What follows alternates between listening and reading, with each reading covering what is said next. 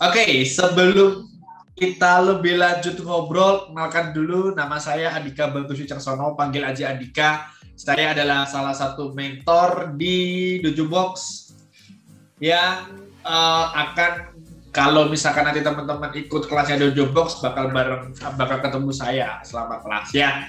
Oke, Rala, Jakber yang ke-6 ya. Jadi ini adalah webinar yang ke-6. Nah, buat teman-teman yang baru ikut sekarang nih, pengen tahu seri-seri sebelumnya gitu. Nah, teman-teman bisa subscribe aja YouTube-nya dojobox.id dan di situ akan ada semua serial webinarnya Dojo Box yang mungkin teman-teman pengen lihat atau serial-serial atau short-short video lainnya. Nah, hari ini kita akan ada di volume ke-6 dengan tema The Fundamentals of Automation Testing, yang nanti kita akan menghadirkan narasumber yang keren abis, narasumber yang udah pasti dikenal banyak orang terutama di dunia QA karena dia salah satu inisiator dari ESQA. Dan nggak mungkin gak kenal sama orang satu ini, dia adalah Mas Tegar Raharditya. Dia akan join sama kita, dia akan ngobrol sama kita tentang fundamental automation testing. Oke. Nah, sebelumnya saya mau announce dulu ke teman-teman nanti untuk Q&A-nya akan kita gunakan platform Telegram. Jadi buat teman-teman yang pengen join di Q&A-nya, nanti teman-teman harus join dulu ke grup Telegramnya dojobox.id. Buat yang belum tahu, teman-teman panitia atau teman admin mungkin bisa bantu share dulu nama Telegramnya Dojo Box Indonesia. Nanti kalau teman-teman pengen gabung dulu ke situ, baru nanti kita bisa ikut Q&A di situ, gitu ya. Jadi silakan buat teman-teman yang belum gabung ke grup Telegramnya dojobox.id, silakan gabung dulu untuk ikutin Q&A-nya. Kemudian acara hari ini akan cukup banyak karena nggak cuma ada seminar dari Mas Tegar, nanti juga akan ada kuis ya. Akan ada kuis dari teman-teman Dojo Box dan pasti ada hadiahnya gitu ya. Kemudian untuk pengen hadiah juga lewat kuis kalah nggak apa-apa, masih ada Q&A. Nah, di Q&A nanti ada pertanyaan terbaik yang akan dipilih oleh Mas Tegar untuk mendapatkan hadiah. Hadiahnya apa? Sabar aja. Pokoknya nanti akan kita umumkan. Oke? Langsung aja teman-teman, kita mau dengerin dulu opening speech dari founder kita, CEO kita, yang juga bukan cuma CEO dari Dojo Box, tapi ada beberapa startup atau company lain yang sempat dipegang sama Mas Indra namanya ya. Namanya itu Indra Haryadi ya. Mas Indra Haryadi ini orangnya asik banget. Kita sapa dulu. Halo Mas Indra, selamat pagi Mas. Halo Mas Andika, selamat pagi. Seger ya hari ini ya? Seger banget Mas. Mas Indra ini suka ngopi tapi nggak pernah ngopi di pagi hari. Nggak tahu kenapa, tapi ya keren aja sih, tetap seger aja walaupun nggak ngopi ya. Nggak harus. Nggak harus ya. Nggak harus. Tapi kalau dapat seneng nih. Dapat seneng, oke. Ya Mas Indra, silakan Mas Indra. Waktu dan tempat kami persilakan. Monggo Mas. Oke, makasih Mas Andika. Selamat pagi teman-teman Dojobers semua dimanapun kalian berada. Senang banget ya bisa ketemu lagi sama teman-teman di Sabtu. Jadi kita sangat berkomitmen nih untuk bisa memajukan talenta-talenta Indonesia dengan cara memberikan awareness, memberikan early skills, memberikan akses juga kepada teman-teman yang mau berkarir di dunia digital sebagai seorang digital talent dengan cara tentunya dengan cara memiliki digital skill ya. Nah, memiliki digital skill ini ada banyak banget sebenarnya. Mungkin saya udah ini webinar, alhamdulillah ini webinar volume ke-6 yang secara konsisten berhasil kita lakukan terus gitu untuk bisa memberikan awareness kepada teman-teman gitu ya. Nah, secara digital skill tadi ya, balik digital skill ini obtain-nya bisa macam-macam ya. Teman-teman bisa belajar sendiri, bisa juga nonton-nonton webinar seperti ini gitu ya. Bisa juga mencari rekan gitu buat belajar bareng gitu. Itu menurutku itu salah satu yang paling asik gitu kan. Mencari mentor, barangkali bisa mendapatkan mentor yang mereka mau meluangkan waktu dan perhatiannya gitu untuk mengajarkan, atau juga melalui bootcamp seperti yang ada di Dojo Box gitu. Jadi bootcamp yang ada di Dojo Box ini hanya menjadi salah satu opsi ya yang bisa teman-teman gunakan untuk jadi digital gitu. Seperti hashtag yang kita bawa nih di Dojo Box. Nah, kalau bagi teman-teman yang di sini yang sama sekali belum mempunyai digital skill, mungkin di sini ada macam-macam lah ya. Ada banyak nih sebenarnya entrance-nya gitu untuk going digital, untuk jadi digital gitu di era sekarang. Teman-teman bisa aja belajar coding gitu ya. Misalkan belajar coding, nanti jadi developer bisa. Belajar desain, kemudian nanti jadi UI UX designer bisa. Belajar apa lagi ya mungkin ya. Ini yang simpel-simpel dulu deh. Belajar manajemen project gitu. Manajemen project sehingga nanti bisa menjadi ujungnya bisa menjadi product manager, atau juga bisa belajar quality assurance gitu, yang mana teman-teman bisa start your career untuk menjadi seorang quality assurance. Nah, Dojo Box memilih untuk kita fokus di quality assurance dulu. Karena apa? Karena kita lihat saat ini dari demand yang ada dengan ketersediaan talent yang ada ini jomplang sekali gitu. Mungkin nanti kalau saya ngomong mungkin siapalah saya gitu ya, tapi mungkin kalau kita nanti yang membawakan adalah advisory committee kita sekaligus juga founders dari ISQA, founders dari Atlas.id, Pak Tegar mungkin akan berbeda gitu. Tapi bisa dikatakan mungkin tadi ya dari Mas Andika juga sudah menyampaikan, jadi saya kebetulan juga memegang beberapa startup selain di Dojo Box. Demand terbesar yang paling kita butuhkan saat ini adalah tenaga quality assurance yang berkualitas. Nah sayangnya nggak ada kampus yang mengajarkan quality assurance hingga detik ini ya kayaknya ya di Indonesia gitu. Nggak tahu di luar negeri entah udah ada atau belum gitu. Saya juga masih kurang tahu. Mungkin nanti Pak Tegar bisa memberikan info gitu. That's why ya ketika tidak ada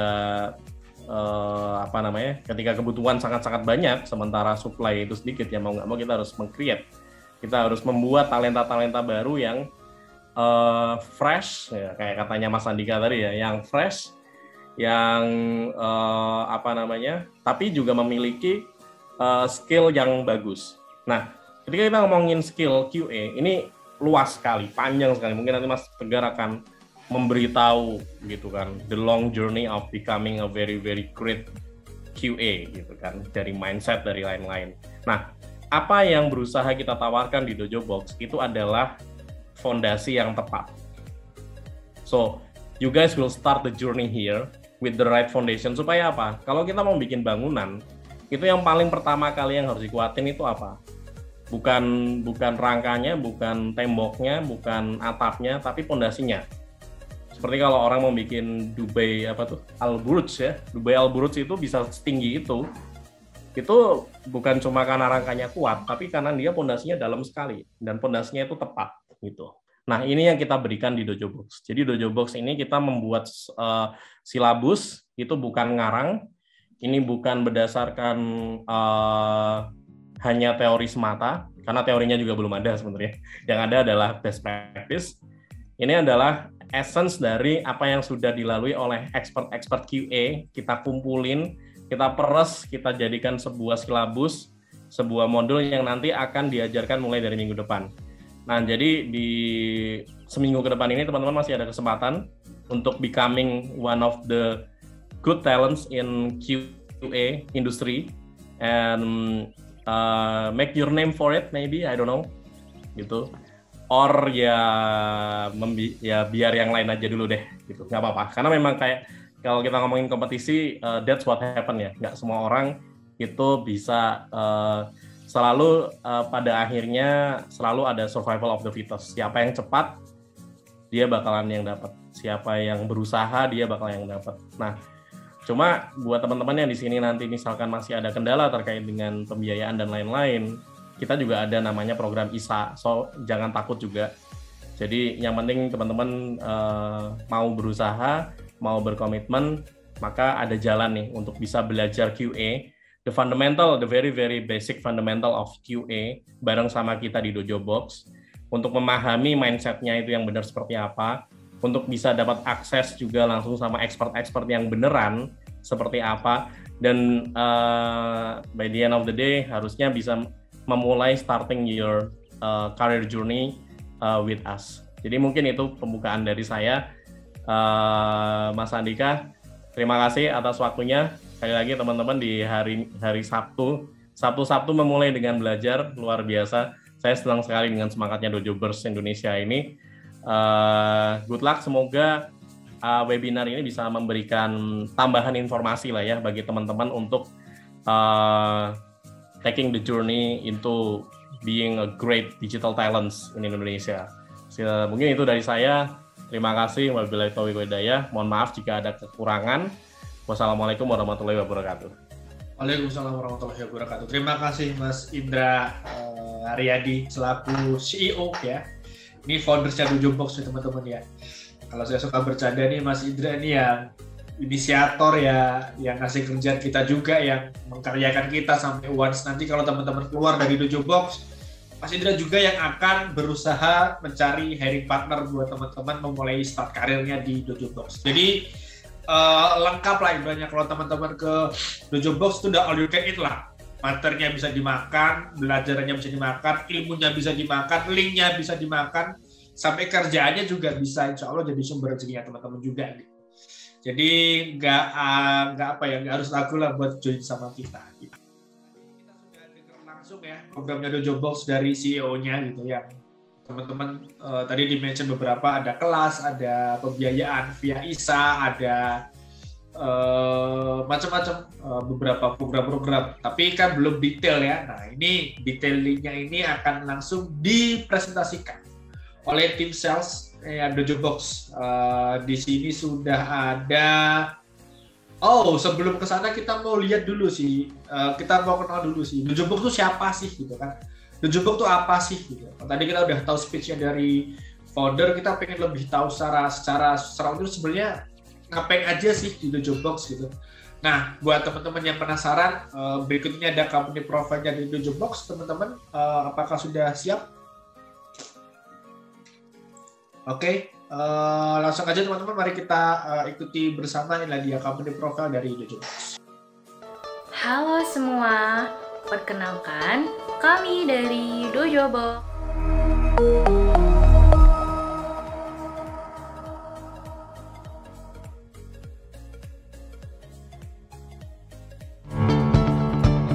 Ada yang tahu nggak sih apa itu quality assurance? Jadi apa nih Mbak Ingrid? Oke, jadi dalam mengembangkan sebuah proyek aplikasi oleh tim software developer, sebelum masuk pada tahap perilisan, aplikasi tersebut harus melalui fase pengujian yang dilakukan oleh seorang QA engineer. Jadi quality assurance ataupun QA merupakan seseorang yang bertanggung jawab untuk memastikan bahwa aplikasi yang dibuat oleh perusahaan dapat bekerja dengan baik. Penting nggak sih quality assurance itu? Penting dong, karena QA inilah yang memastikan dan menjamin mutu sebuah aplikasi yang dikembangkan oleh perusahaan tersebut. Apalagi sekarang ini banyak banget startup baru di Indonesia dan tentunya membutuhkan tenaga seorang QA engineer. Tapi dalam faktanya, profesi QA ataupun quality assurance ini masih sangat jarang ya, dan masih banyak juga yang belum tahu apa sih quality assurance itu. Tapi tenang teman-teman, kami Dojo Box Indonesia akan memberikan teman-teman kelas bootcamp khusus QA. Nah, pasti banyak kan yang belum tahu mengenai kelas bootcamp di Dojo Box ini. Jadi, apa sih kelas bootcamp Dojo Box itu, Kak Enrico? Kelas bootcamp Dojo Box ini khusus untuk kamu yang mau belajar quality assurance. Nah, saat itu Dojo Box akan menghubungkan dan menyalurkan para peserta bootcamp ke beberapa perusahaan yang membutuhkan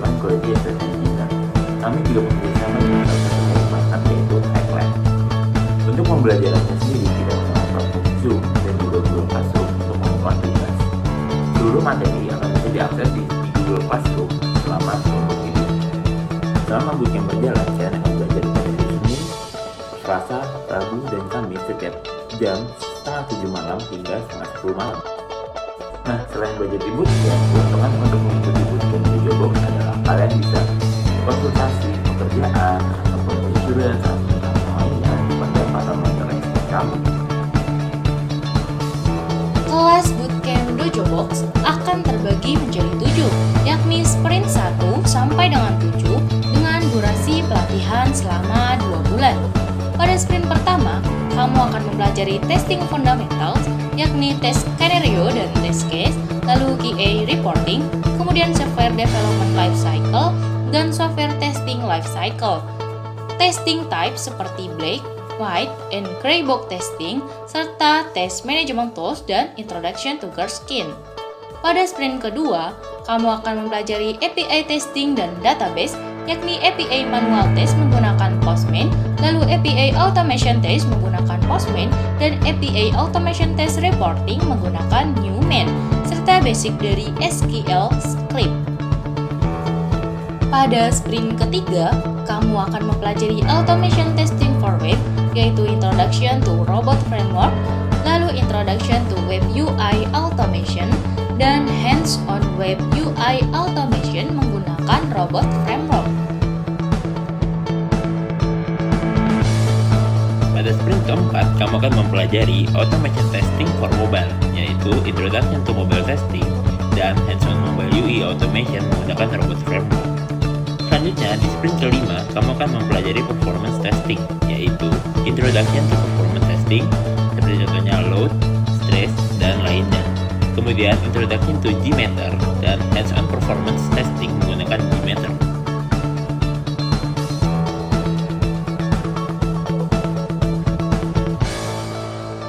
Untuk sprint ke-6, nantinya kamu akan melakukan final project presentation yang dilakukan secara one-on-one bersama dengan mentor quality assurance expert. Dan untuk sprint ke-7, kamu akan melakukan career preparation, yakni membangun portofolio yang baik sebagai seorang QA, kemudian melakukan persiapan dan simulasi wawancara. Nah, untuk kalian yang sangat tertarik untuk belajar bootcamp Dojobox tadi, saya sarankan untuk segera daftar karena pada bulan ini Dojobox menerima diskon sampai dengan 50% dengan slot terbatas dan sesuai dengan syarat dan ketentuan. Jadi segera daftar ya. Nah, buat teman-teman yang mau join bootcamp di Dojobox, gak usah khawatir ya, karena Dojobox akan menyediakan tutor-tutor yang sudah expert di bidang QA dan teman-teman bisa melakukan bimbingan secara langsung dengan mereka. Tidak berhenti sampai di sana, Dojobox juga memberikan kesempatan kepada teman-teman untuk menyelesaikan real case secara langsung bersama para tutor yang dimiliki oleh Dojobox.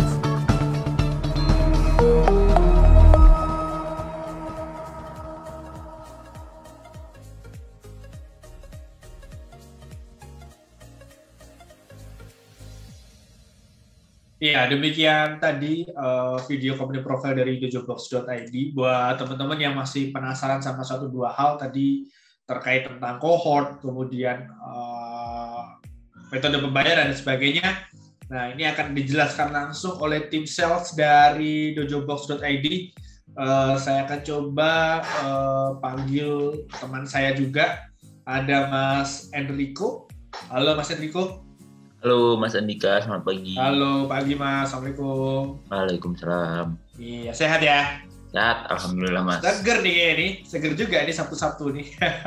Insya Allah Mas. Ini banyak yang belum tahu nih kayaknya Mas Enrico terkait tentang programnya Dojobox nih dan pembiayaannya. Mungkin bisa dijelaskan secara singkat Mas Enrico, silakan. Oke, mungkin dari tim boleh. Yep.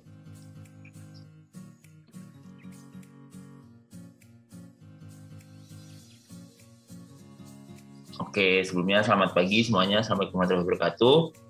Di sini aku Enrico sebagai tim sales Dojobox ingin mempresentasikan tentang bootcamp dari Dojobox itu sendiri. Boleh di next. Oke, kita ada salah satu program yang tadi sempat disinggung oleh Mas Indra, yaitu ISA atau Income Sharing Agreement untuk para mahasiswa dan para fresh graduate yang mau mempelajari tentang quality assurance lebih dalam nih. Ya, sebelumnya apa sih itu ISA? ISA merupakan program untuk mendukung karir calon peserta. Dojobox menawarkan skema perjanjian bagi hasil yang disebut income sharing agreement, yang memungkinkan calon peserta untuk belajar terlebih dahulu tanpa harus memikirkan biaya di depan. Next. Oke, sebelumnya kenapa sih harus mengambil program ISA ini? Pertama, kalian akan fokus terhadap pembelajaran, bukan pembayaran. Lalu yang kedua, kita akan mendukung para peserta untuk meningkatkan karirnya di bidang quality assurance. Lalu yang ketiga, akan membantu mimpi dari para peserta untuk menjadi seorang quality assurance melalui hiring partner kami. Yang keempat, down payment atau DP dapat dicicil selama kursus berlangsung. Lalu yang kelima, peserta hanya perlu membayar down payment saja jika dalam 2 tahun dari lulusan Dojobox Academy belum mendapatkan pekerjaan. Yang berarti setelah lulus dari Dojobox Academy, kalian jika 2 tahun belum mendapat pekerjaan, hanya perlu membayar down payment saja, tidak perlu membayar bootcamp tersebut. Lalu yang keenam, sisa dari biaya pendidikan Dojobox dapat dicicil setelah mendapatkan pekerjaan sebagai QA. Untuk mendapatkan pekerjaan sendiri akan dibantu oleh tim Dojobox. Next. Oke, selanjutnya ada beberapa checklist yang perlu dipenuhi. Pertama, sedang berkuliah di semester akhir atau sudah lulus. Lalu yang kedua, berusia 18 sampai 30 tahun. Lalu yang ketiga, passionate di quality assurance. Lalu yang keempat, mau belajar. Lalu yang kelima, mau memperdalam ilmu sebagai quality assurance. Lalu yang keenam, mau bekerja sebagai QA. Dan terakhir, pantang menyerah terhadap kondisi apapun, rintangan, dan hambatan. Karena di bootcamp kita akan belajar sangat dalam tentang quality assurance. Next. Oke, ada beberapa requirements yang dibutuhkan. Pertama, jurusan Teknik Informatika dan S1 diutamakan, lalu sudah semester akhir atau lulus S1, tidak memiliki rekam kejahatan di bidang apapun, mempunyai akun bank yang berlaku di Indonesia, dan memiliki laptop minimal 8 GB RAM dan i3 CPU. Untuk enrollment-nya sendiri atau memulainya sendiri, kalian hanya perlu mengisi form, mungkin bisa di-capture oleh teman-teman, yaitu bit.ly/dojobox-regis-isa, lalu mempunyai CV terupdate, dan ijazah terakhir dan transkrip terupdate, dan KTP. Next. Oke, di sini ada beberapa hiring partners kami yang tadi sempat saya sebutkan setelah lulus dari bootcamp kami. Ada Pertamina, Telkomsel, Arutala, dan lain-lain. Di sini kita bekerja sama dengan salah satu hiring partners yaitu Hacklab untuk mencarikan pekerjaan yang sudah lulus dari bootcamp kami. Contohnya pada cohort 1 kemarin, pada bootcamp pertama kemarin kita, sudah ada 2 peserta yang lulus dan menjadi seorang QA dan bahkan ada yang menjadi seorang lead QA, yaitu mendapatkan dari hiring partners kami begitu. Next.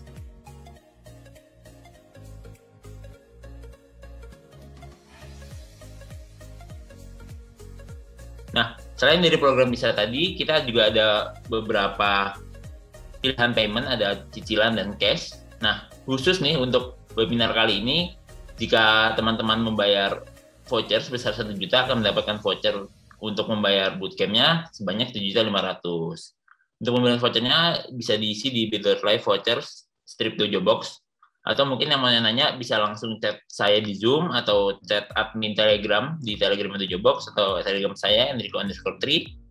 Di nantinya di bootcamp tersebut akan ada banyak diskon dan sangat bermanfaat bagi kalian yang mau memperdalam sebagai quality assurance. Next. Oke, mungkin sekian dari saya. Jika ada pertanyaan lebih lanjut, bisa langsung di chat melalui Telegram di 0831-221-00088 atau di Telegram saya Enrico_3. Begitu. Next. Oke, mungkin sekian dari saya. Terima kasih banyak. Ditunggu teman-teman untuk join di bootcamp kelas kita, Dojobox, yang akan sangat bermanfaat dan bisa membuat berkah. Begitu mungkin Mas Andika, saya kembalikan. Oke, thank you Mas Enrico. Yes, thank you Mas Andika. Menarik sekali tadi ya promo-promonya ya. Jadi buat teman-teman yang pengen ikut kelas tapi kok nggak punya uang sebanyak itu gitu, yang nggak usah khawatir gitu, karena teman-teman bisa memanfaatkan program berbayar setelah lulus atau setelah bekerja. Mantap lah ya. Jadi buat teman-teman yang masih ragu-ragu, kayaknya udah nggak perlu ragu-ragu lagi lah ya, langsung join gitu ya. Kelasnya akan kita mulai tanggal 8 teman-teman. Jadi teman-teman masih punya waktu 1 minggu ke depan buat gabung di kelasnya Dojo Box, dan kelas akan berjalan efektif selama 2 bulan. Nah, 1 minggunya kita ada 4 kali pertemuan, dan pastinya setiap pertemuannya teman-teman akan dapat materi-materi yang komprehensif dari para pakar dan para mentor tentunya ya. Oke teman-teman, sekarang kita mau ada kuis ya. Ini kuisnya hadiahnya cukup oke. Kita ada voucher OVO dan juga voucher GoPay Rp50.000 buat pemenangnya. Jadi buat teman-teman yang pengen dapat kesempatan, dapat rezeki weekend gitu ya, silahkan join dulu di kuis kita. Teman-teman bisa siapkan dulu panitia untuk linknya. Ya, teman-teman standby dulu di Telegram ya teman-teman ya. Nah, ini sudah dibagikan Kahoot ya kalau nggak salah ya. Nah, itu ada link Kahoot.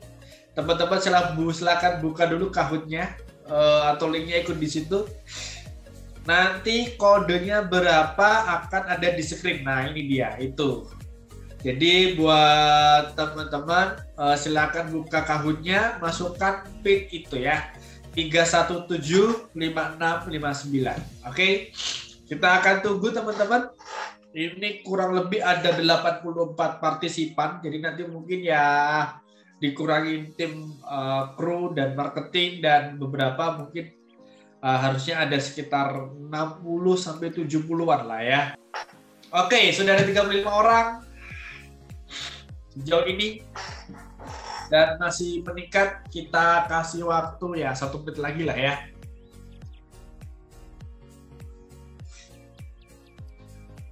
Oke, silakan teman-teman bersiap jawab pertanyaan yang ada berikut ini. Dan pertanyaan pertama adalah, nah ini dia, apa nama username-nya Instagram Dojo Box? Yo, yang tahu yo, silahkan dijawab. Jadi kalau sampai salah berarti belum follow berarti ya. Oke, waktu ya kita lihat 27 orang menjawab benar, dan kita lihat leaderboardnya. Yang memimpin sementara adalah Arif. Nah, ini dia. Oke, langsung pertanyaan kedua. Berapa kali Dojo Box webinar diselenggarakan? Wah, tadi sudah di-mention ya. Saya sudah mention, Mas Indra udah mention. Kemudian di depan kuis ini juga di-mention gitu ya. Jadi ya wah, silahkan.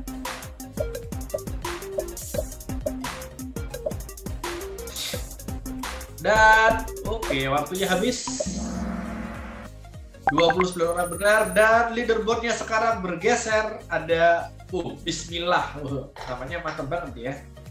Oke, pertanyaan multi selection yang merupakan tantangan yang dihadapi oleh seorang QA adalah ini, silakan.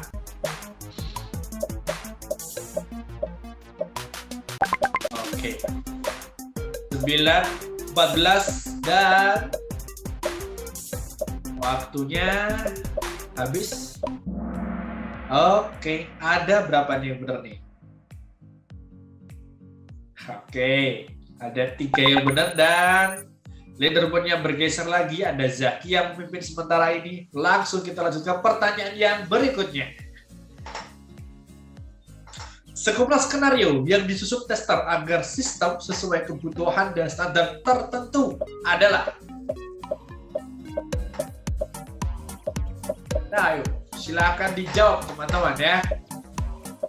Siapa tahu kan ya, dapat 50.000. Kapan lagi nih Sabtu-Sabtu duduk manis 50.000 ya kan? Oke. 36 jawab benar dan leaderboardnya adalah, apakah bergeser lagi? Oh, sudah bergeser lagi. Ada Atikah memimpin sementara ini. Oke, kita lanjut ke pertanyaan kelima.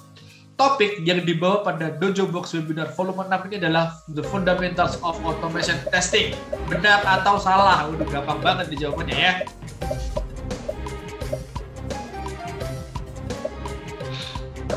Silahkan teman-teman, sudah 42 orang menjawab.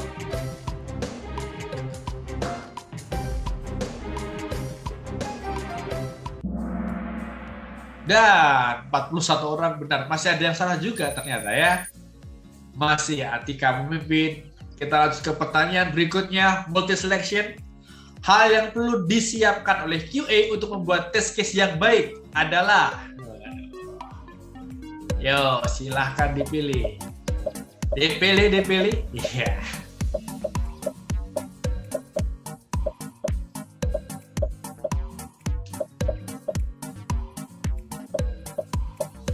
Oke, waktunya habis. 30 orang menjawab dan 28 orang menjawab benar.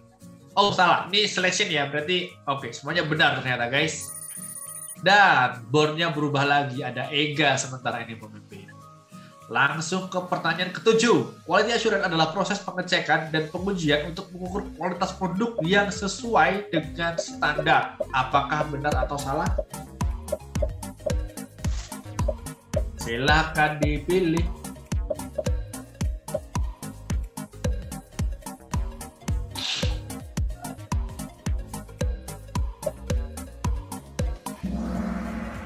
Dan yang benar adalah false. Hah? Oke, lanjut lagi. Oke, ini ada pilihan juga, benar atau salah. Coding itu lebih efektif belajarnya kalau kita langsung praktek daripada baca doang. Adalah fakta, bener nggak? Bener nggak ya? Kita lihat dulu jawaban dari teman-teman.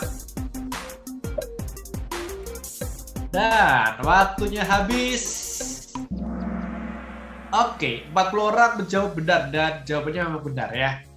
Jadi coding itu harus praktek langsung, guys. Kalau cuma baca doang ya sulit. Dan Ega masih pemimpin sejauh ini dengan rentan poin yang cukup jauh. Jadi oke, lanjut ke pertanyaan berikutnya. Ada program Dojo Box yang mendukung karir di bidang quality assurance adalah apa? Ayo, ASA, ASI, ISI, ISA. ASA, ASI, ISI, ISA. Ayo, dipilih. Dan waktu habis, guys. 40 orang menjawab benar. Oke, dan boardnya belum bergeser juga. Lanjut ke pertanyaan terakhir. Total diskon yang didapatkan peserta untuk pembayaran cash ISA adalah, ya. Kalau yang tadi ngikutin presentasinya Enrico harusnya tahu ya.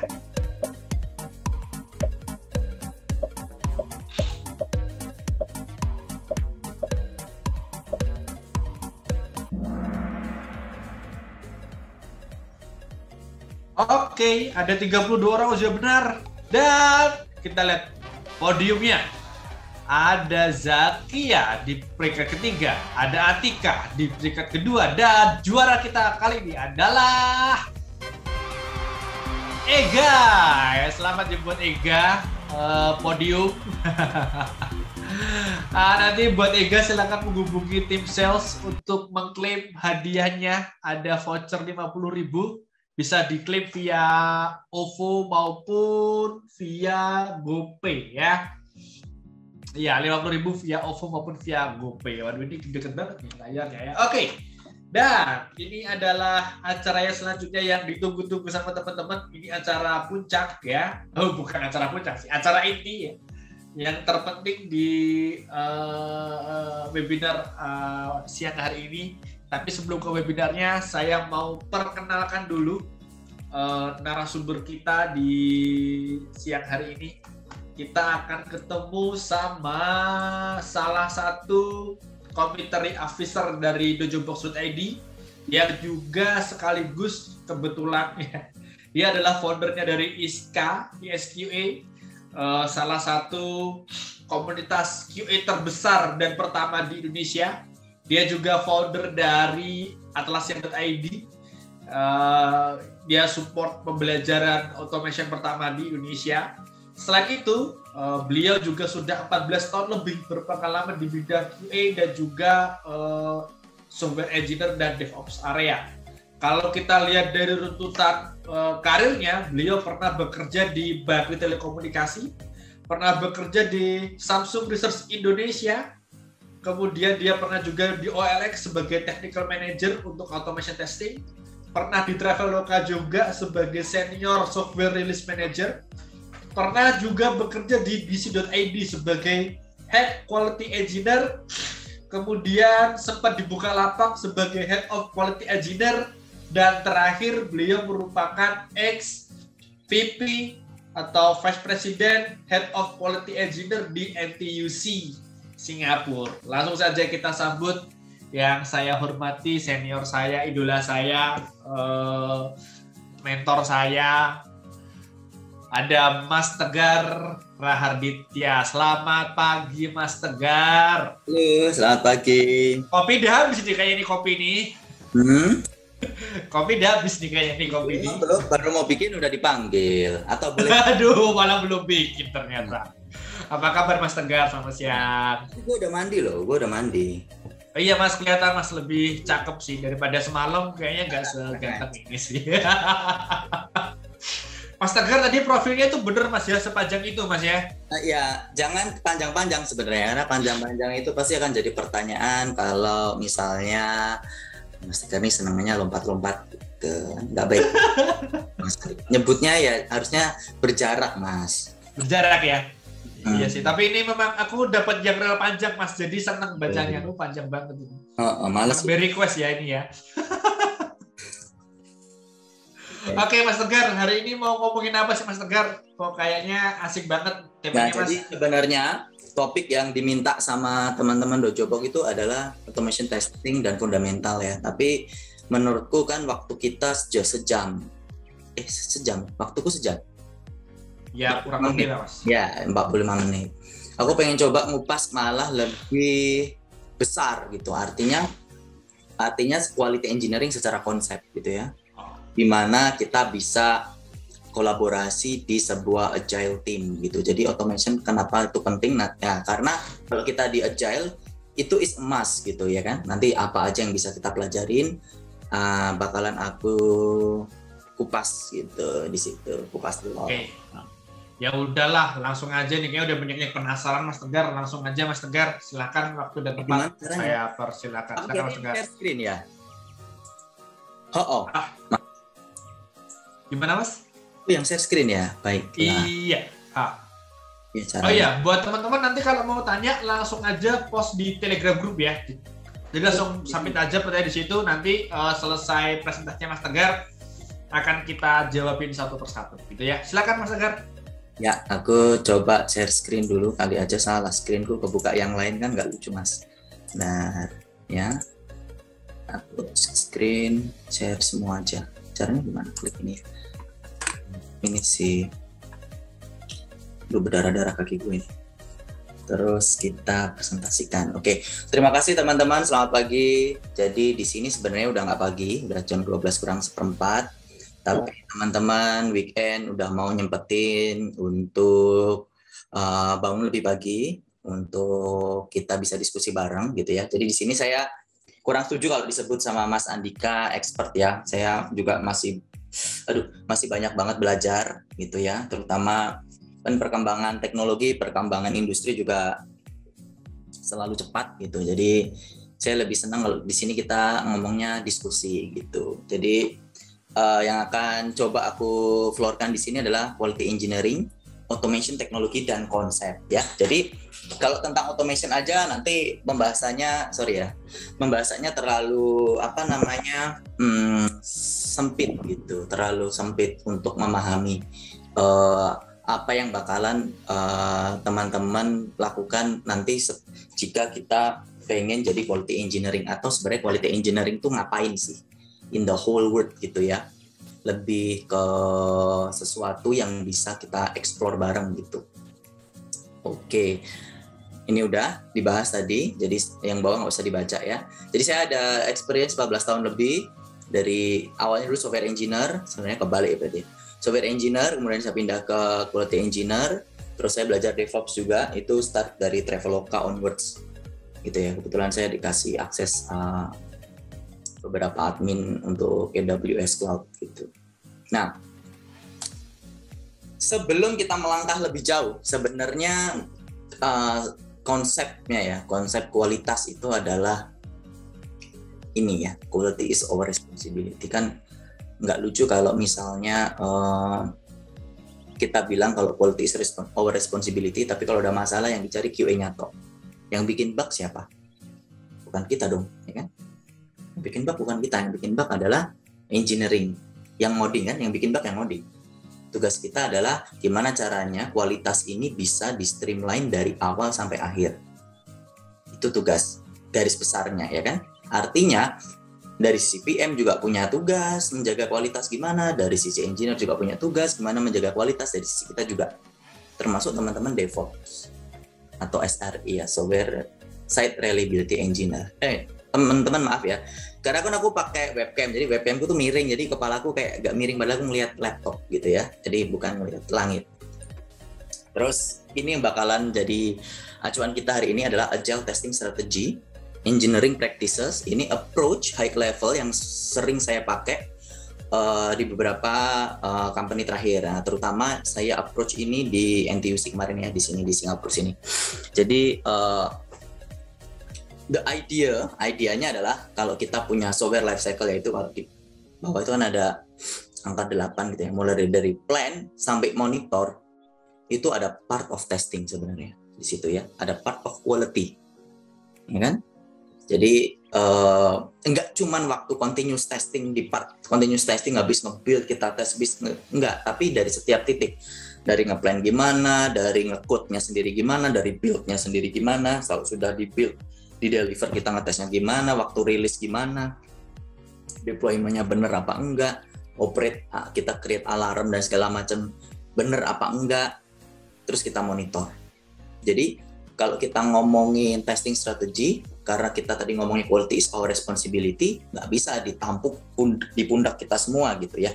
Itu yang perlu dipahami bareng gitu. Nah, ini juga sebagai challenge kita masing-masing sih ya. Di setiap company kan pasti ada culture yang beda-beda gitu ya. Tapi gimana kita diffuse? Nah, ini challenge-nya.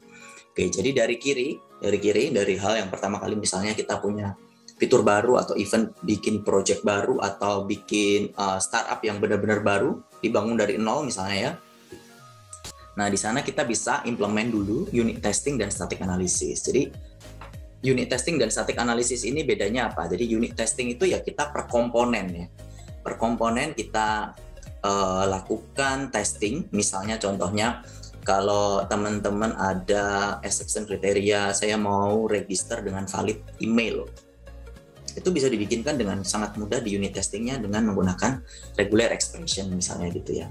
Daripada kita ngelakuin ini di UI gitu, di web gitu. Ya kalau mau dibikin juga nggak apa-apa sebenarnya. Tapi maksudnya dari sisi unit testing bisa handle ini dengan cepat sekali.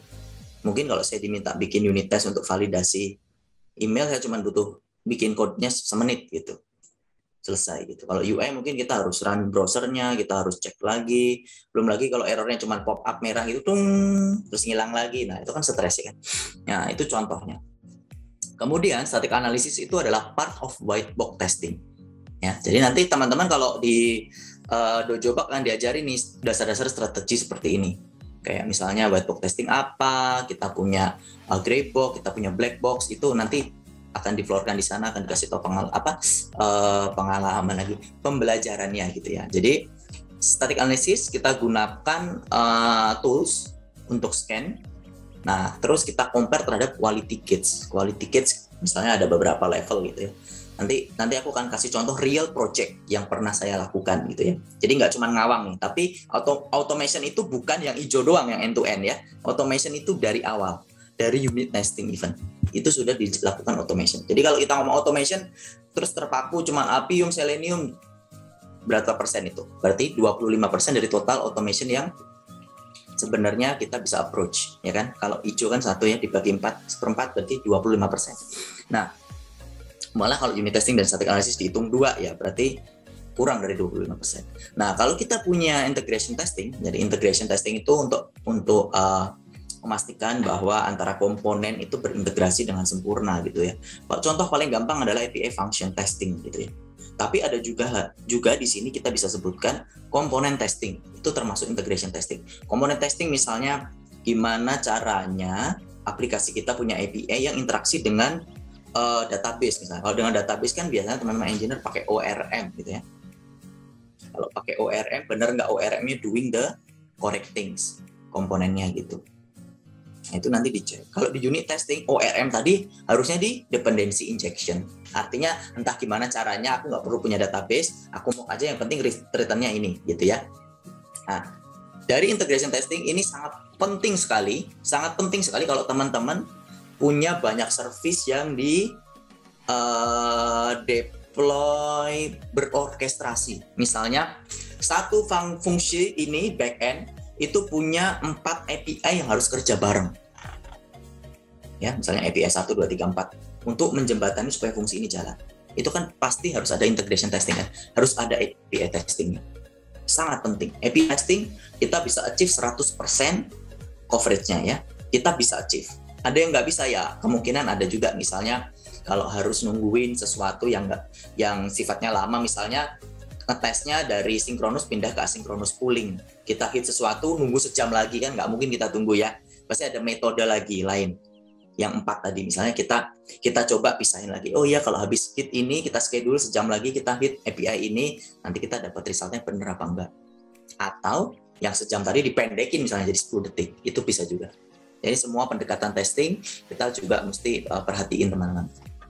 Jadi integration testing ini sangat penting kalau kita banyak banget service di backend, terutama kalau teman-teman dengar microservice gitu ya. Microservice kan pasti kita bisa deploy masing-masing ya kan, dan masing-masing punya independent testing sendiri. Artinya kita bisa sebut itu vertikal. Ya, satu API 1 ya udah di testing API 1 ada timnya ngecek ya. Nanti kalau API 1 2 3 4 tadi kalau dibundling jadi satu fitur ya, nanti ada horizontal pipeline, horizontal testing, artinya API 1, API 2, API 3, API 4 integrasinya gitu ya. Jadi kita kalau ngomongin cuma automation aja kayaknya terlalu sempit gitu. Jadi kita ngomonginnya lebih lebar, lebih luas. Nah, yang ketiga adalah end-to-end testing. End-to-end testing ini banyak banget teman-teman bisa temuin, banyak open source, banyak platform. Dojobok juga punya beberapa platform yang akan diperkenalkan nanti di cohort 2. Kalau untuk integration test, API test adalah Postman, Newman ya. Jadi bisa integrasi dengan CI/CD nantinya. Untuk front end webnya kita ada Robot Framework gitu ya. Jadi end-to-end journey ini sebenarnya yang perlu digambarkan adalah yang horizontal tadi ya. Yang penting dulu, yang horizontal dulu. Kita sebutnya adalah critical path atau happy flow dulu. Nah, misalnya Tokopedia ya paling gampang, paling kelihatan adalah habis register, login, search, add to cart, ya kan? Pilih tanggal apa delivery kalau ada, saya nggak tahu juga sih. Terus pilih kurir, check out. Itu satu critical path. Nah, nanti dari situ ada end-to-end lain lagi. Misalnya tambahin kupon gimana, misalnya kalau purchase beli 2 dapat diskon ini. Nah, itu termasuk juga end-to-end testing. Itu dulu, daripada kita fokus ke kalau login salah, dua-duanya gimana, kalau password dan username benar, nah itu sudah harusnya di-handle sama belakang. Jadi kita fokus ini dulu punya, baru kita mikirin regresi. Gitu ya, jadi konsepnya gitu. Kalau saya sih ya, jadi kalau saya itu benar dulu, baru nanti konsepnya regresi. Kan kita kalau ngomongin automation kan, kita juga mesti lihat berdasarkan prioritas. Misalnya yang username-nya salah tadi, cobalah manual dulu gitu ya. Kalau misalnya belum ada waktu, tapi kita mesti punya satu prioritas terhadap critical service tadi. Untuk yang non-fungsional kita biasanya sering lakukan adalah performance testing ya. Jadi performance testing itu salah satunya adalah load test, kemudian ada spike test, ada swag test. Kalau load test itu ya kita banjiri service kita dengan normal, artinya dengan peak season kita punya angka berapa. Misalnya setiap di Singapura tuh Chinese New Year yang paling ramai, bukan Lebaran ya. Di Indonesia mungkin Lebaran gitu ya. Lebaran, hari raya, itu peak seasonnya berapa? Transaksi di tempat kita ada 1000 user per detik melakukan check out. Ya udah, itu kita lakukan 1000 sampai 1500 transaksi per detik, apakah kita bisa handle. Nah, ini kita mesti mapping terhadap requirement dari bisnis tim yang akan ngedraw ini sebagai sebuah output gitu. Jadi misalnya gini, tahun ini Lebaran kita mesti bisa handle 30% lebih banyak daripada tahun lalu ya gitu. Ya berarti kalau 1000, 30%-nya lagi 1300. Ya kan, amannya kita pakai 1500 contohnya. Kita cek itu adalah load test. Kalau sudah sesuai, fine. Nah, kalau spike test itu biasanya kita pakai kalau misalnya gini. Tadi udah ketemu 1000 ya, jalannya tuh normal dulu 1000. Tiba-tiba di tengah tuh dikasih 1 juta, langsung jeder gitu. Nah, apa yang terjadi dengan sistem? Apakah dia ngambek? Ya, apakah dia ngadat? Apakah dia keluar asap? Ya nggak kelihatan kalau asap. Apakah servis kita mati semua? Nah, itu spike test ya. Jadi nggak nanggung-nanggung, habis 1000 langsung 1 juta misalnya, 100.000 gitu, nggak nanggung-nanggung. Nah, kalau kita punya spike test, SOAK test, namanya SOAK itu kan apa itu namanya SOAK, rusak ya, SOAK. SOAK itu artinya kita melakukan sebuah tes dalam durasi yang cukup lama gitu. Contohnya misalnya tadi kita udah nemu 1300 transaksi per detik bisa kita handle. Kita running dari load test tadi selama 8 jam misalnya. Ini gunanya apa? Untuk ngecek apakah response time-nya stabil di bawah standar yang kita tentukan, apakah kita bisa melihat ada memory leak. Memory leak itu misalnya kalau udah 1300 jalan terus, begitu udah selesai nanti apakah memorinya juga ikutan turun. Kalau memorinya nggak ikutan turun di monitoring chart-nya, artinya itu masalah. Contoh ya. Itu. Nah, terus yang terakhir mungkin kita punya security testing. Security testing ini sebenarnya nggak harus yang kalau dari sisi QA sih ya, itu memang jarang banget yang teman-teman dari information security yang dedicated ke QA gitu. Malah kita punya harusnya departemen sendiri untuk memastikan security ini di approach dengan benar gitu. Nah, kalau dari sisi QA itu kita punya beberapa standar protokol yang bisa kita lakukan melalui tools. Contohnya OWASP itu sudah built-in di dalam sebuah tools. Kita dulu juga pakai di Busy ya, tapi itu belum terintegrasi dengan Sonar. Sekarang sudah ada, jadi teman-teman tinggal bayar aja. Nanti integrasinya lebih mudah di sana. Jadi bisa ketahuan misalnya ini ada SQL injection, ini ada process scripting, ini ada potensi A, B, C, nanti dikasih tahu. Itu jadi lebih gampang. Nah, ini kita ngomongin automation. Semuanya dilakukan dengan automate. Ya. Di agile testing strategy ini. Kita ngomongin itu dulu. Kenapa? Karena kalau teman-teman kolaborasi nggak mungkin yang satu coding, yang satu ngetes balapan gitu kan. Ada 5 engineer A, B, C, D, E. A selesai kita ngetes. Kita belum selesai ngetes, B minta dites. Belum selesai lagi, C minta dites. Nanti A commit lagi, bilang kita ngetes lagi. Kan nggak mungkin. Nah, itu kenapa automation testing itu sangat penting untuk cover hal-hal yang repetitif, critical, dan impactful terhadap bisnis ya. Jadi kita mikirnya bisnis. Kalau kita mikirnya cuma tiket, Jira, selesai, output, punya automation testing itu terlalu dangkal. Jadi kita mesti mikirnya, saya mesti deliver ini lebih cepat daripada kita lakukan ini secara manual dan lebih teliti, mengurangi human error. Itu ya. Jadi satu slide panjang, nanti detail per item akan saya bahas, tapi mungkin cepat aja. Nanti kalau ada pertanyaan, tadi gimana Mas Andika? Kalau ada pertanyaan Mas Andika? Langsung post di Telegram dulu aja Mas. Nanti Telegramnya. Ya, nanti dibahas selesai, ada seri Q&A-nya Mas. Jadi lanjut aja dulu. Oke, itu ya. Jadi inti yang kita mau bahas hari ini. Nah, terus ini loh, saya bentar ini kok. Iki apa ini? Malik Fajar enter the waiting room ini Mas. Di apa ini? Klik apa di apa yang nutupin itu screen gue. Mas Andika ya. Ini contoh way of working simple ya. Jadi kalau teman-teman bingung gimana kita memposisikan diri dari sebuah tim Scrum gitu ya.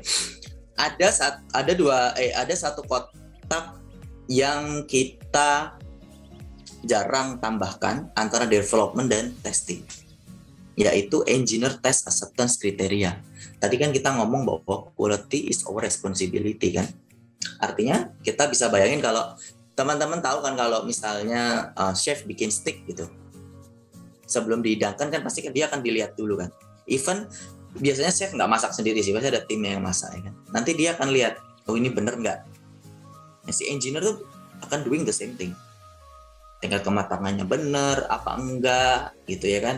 Minyaknya terlalu banyak apa enggak dan segala macam. Jadi kalau kita mau implement kualitas adalah our responsibility, ya tiap part bantuin gitu. Toh, mas saya bikin login, masa saya nggak ngetes loginnya bisa apa enggak gitu. Paling enggak engineer test acceptance kriterianya dulu. Ini bisa ngasih ini nggak sih, anotasi nggak sih? Gini, ini ya, yang ini ya teman-teman ya. Yang ini, itu engineer melakukan testing terhadap fitur yang mereka bikin. Nanti kita mikirnya lebih jauh lagi, lebih kompleks. Kita doing validasi, kita doing exploratory, kita punya edge cases, semacam misalnya, oh kalau loginnya 3 kali salah, di blok nggak ya? Nah, lupa kan tadi, PM-nya nggak mikir sampai sana misalnya. Nah, kenapa kita bilang quality is our responsibility? Karena semuanya juga berperan gitu. Karena itu bisa menjadi potensial isu kalau di tengah-tengah ternyata itu kritikal terhadap bisnis. Gitu ya kan? Yang bikin burn down chart kita selalu naik di tengah jalan. Itu burn down chart yang gini itu kan biasanya ini story, ini hari kan gini ininya ya. Tapi kan biasanya ininya seringnya gini, terus naik lagi gini. Terus gini rata, nggak selesai. Terus dibawa ke sprint berikutnya. Ini yang sering terjadi ya. Clear all drawing. Oke, sampai sini paham ya. Jadi QA bisa lebih melakukan hal-hal yang exploratory. Kayak misalnya tadi SQL injection. Ini kira-kira kalau dites kayak gitu aman nggak ya? Gimana cara ngelakuinnya? Banyak di Google ada. Kalau kita punya static analysis, kita bisa pakai tool static analysis tadi. Nggak ngapa-ngapain, tinggal scan aja. Gitu ya. Impact-nya tinggi, effort-nya rendah. Itu yang paling penting kita lakukan. Terus, next sih gitu. Bingung.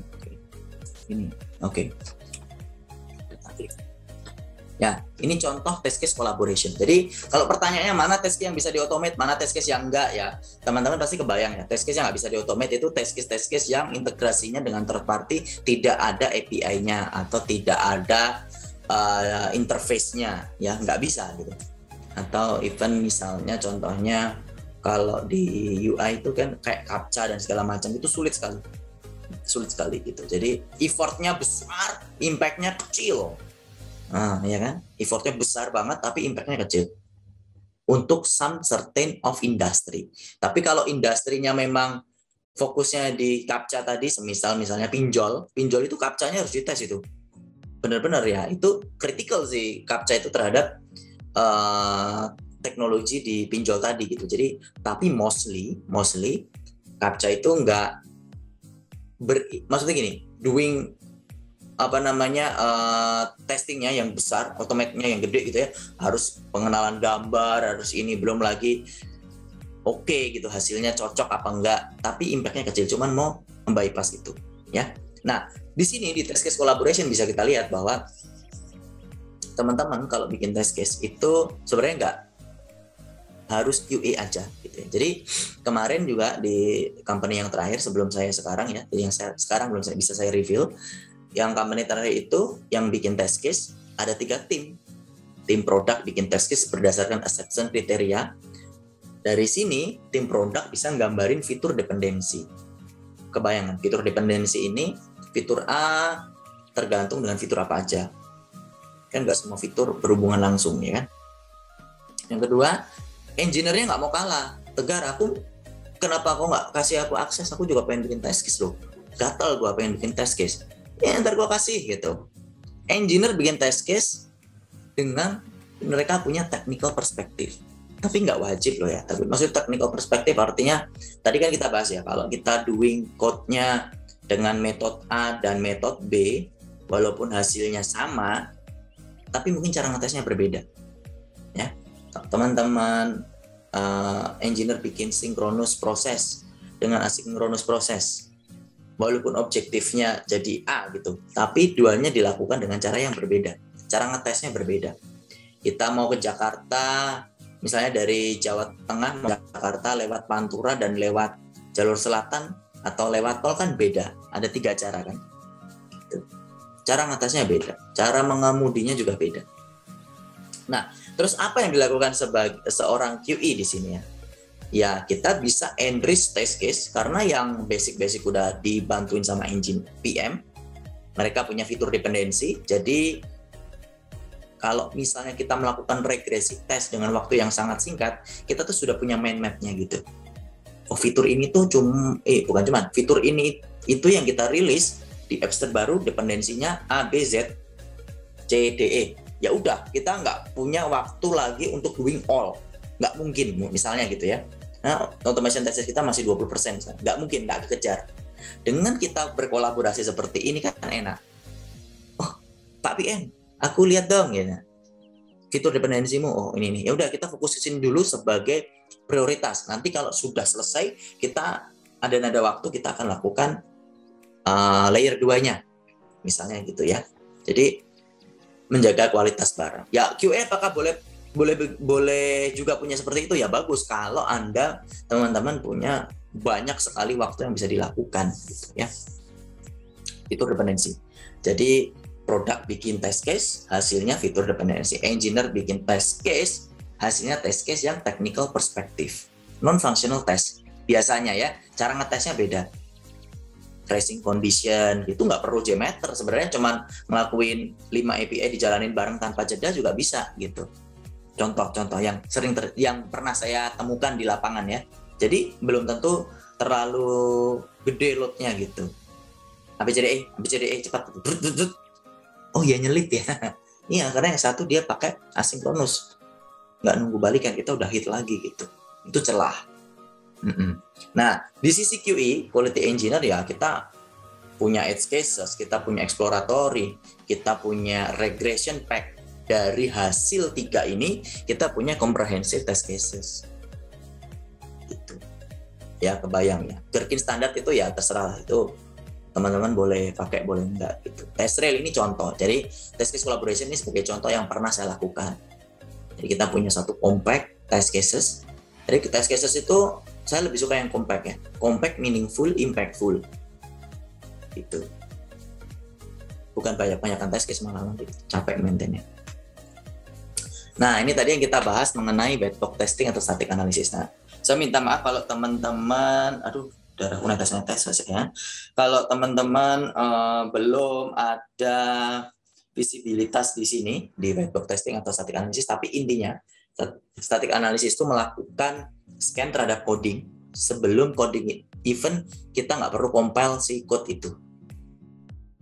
Contoh, kalau misalnya kita ngoding di Java, teman-teman engineer open file, somehow dia lupa nutup. Nanti si Sonar Cloud ini contoh ya.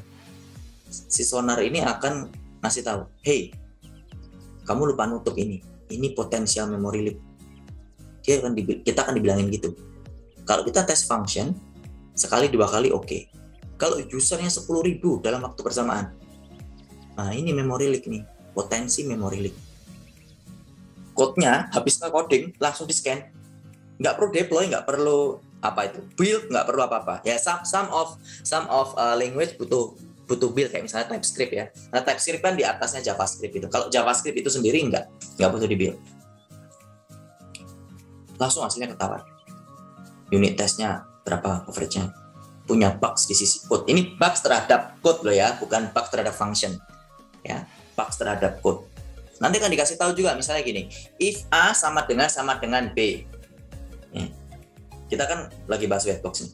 If A bukan B lah.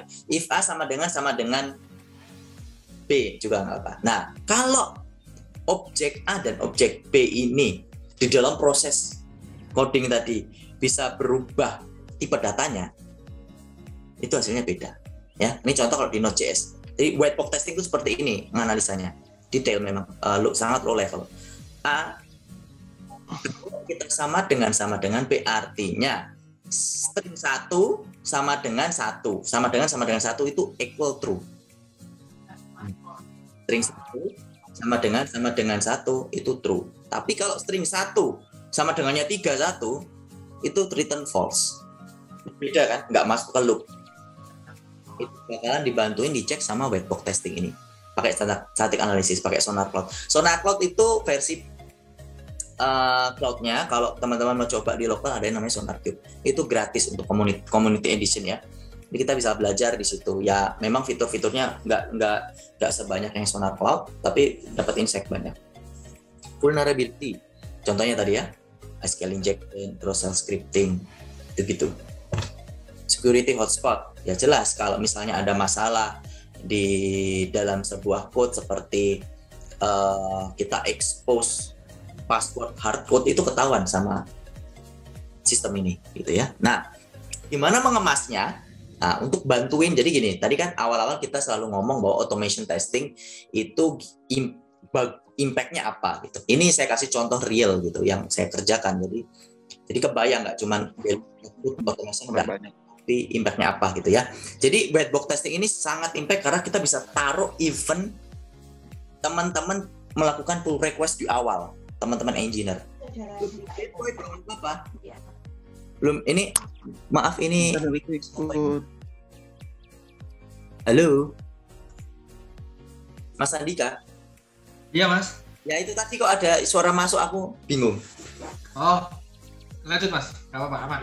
Ya. Jadi si Sonar ini, si static analysis ini bisa dilakukan event codingnya itu belum naik ke atau belum di deploy. Jadi benar-benar ngoding, scan, keluar hasilnya.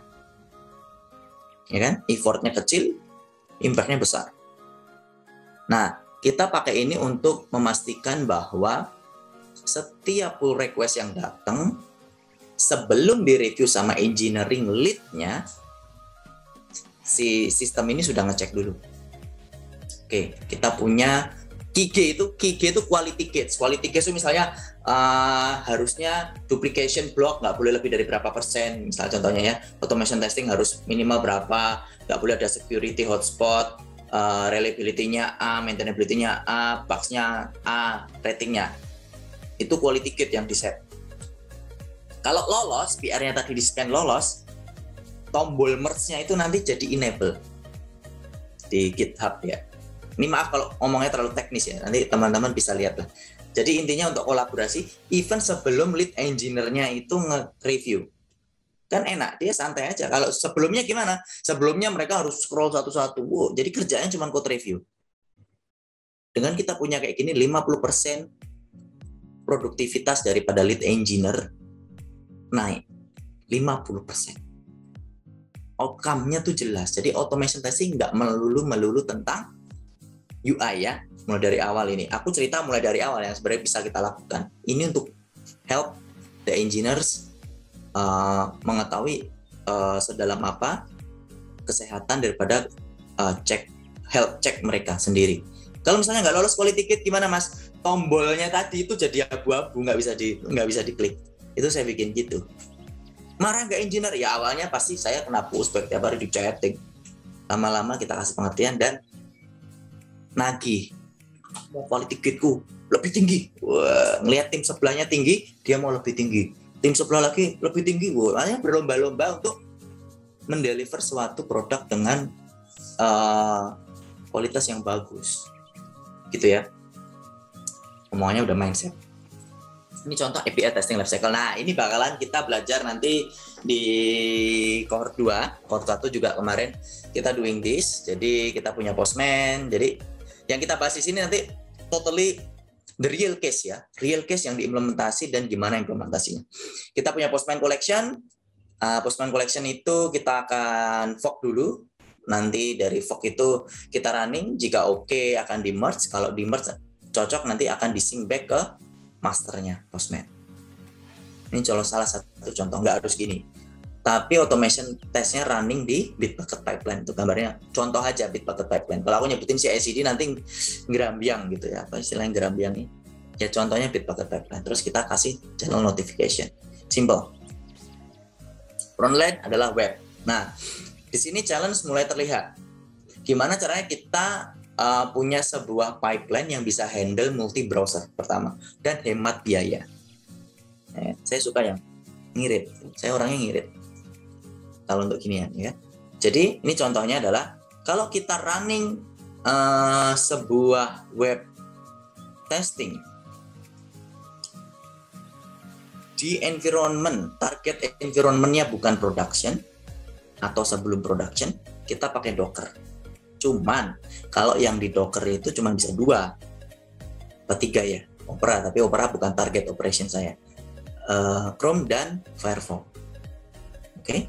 Kalau kita running production monitoring terhadap target environment production, kita pakainya third party.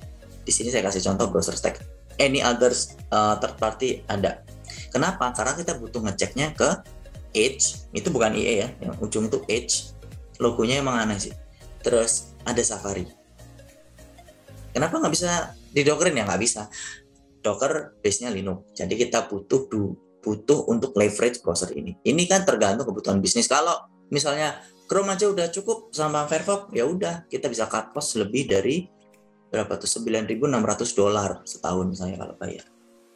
Ya lumayan 120 juta, 40 lupa. Nah itu ya. Ini contoh. Dan monitoring ini integrasi dengan test case management. Kalau dilihat ada test rail. Setiap tengah malam, sistem akan create test run otomatis dari test plan template. Test plan template kita punya, test case apa aja yang dibutuhkan. Setiap malam, script kita jalan, just akan minta test rail bikinin test run dengan template yang tadi. Terus running proses backend ini.